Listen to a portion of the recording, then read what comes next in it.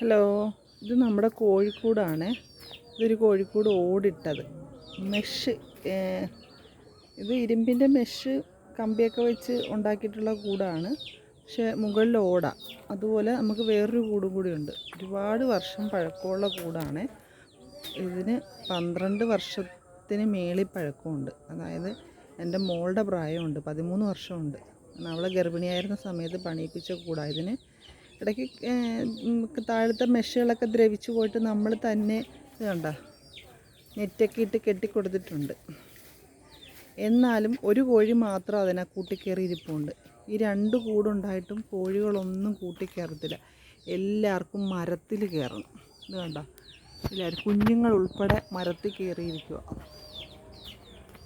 അമ്മക്കോഴി ഏറ്റവും മുകളിലാണ്. ഇത് കണ്ടോ, ഈ നാടൻ കോഴിയുടെ ഒരു പ്രത്യേകതയാണ്. കൂടുണ്ടെങ്കിലും ഉയരത്തിൽ പറന്ന് ചേക്കേറാനാണ് ഇവർക്കിഷ്ടം. നമ്മൾ ഈ കുഞ്ഞുങ്ങളെ എല്ലാം കൂട്ടിലാക്കാൻ പോവുക. വലിയ കോഴികളൊക്കെ മരത്തിൽ തന്നെ ഇരുന്നോട്ടെ. കാരണം വെച്ചാൽ കുഞ്ഞുങ്ങൾ കൂട്ടിലിരിക്കുന്നത് അത്ര സേഫല്ല. കൂട്ടിലല്ല, മരത്തിൽ കയറിയിരിക്കുന്നത് അത്ര നല്ലതല്ല. കാരണം ഇവരെ ചിലപ്പോൾ കീരി മരപ്പട്ടിയൊക്കെ ആക്രമിച്ചാൽ രക്ഷപ്പെട്ട് പറന്നു പോകാൻ ഇവർക്ക് ബുദ്ധിമുട്ടായിരിക്കും. അപ്പോൾ ഇവരെ എല്ലാം നമ്മൾ കൂട്ടിലാക്കാൻ പോവുക. ഈ നാടൻ കോഴികൾ അങ്ങനെയാണ്. അപ്പം നമ്മൾ ഈ വീടിൻ്റെ ടെറസിലൊക്കെ കൂടൊരുക്കുമ്പോൾ അവർക്ക് ഇച്ചിരി പറന്ന് കയറിയിരിക്കാൻ സൗകര്യത്തിന് നമ്മൾ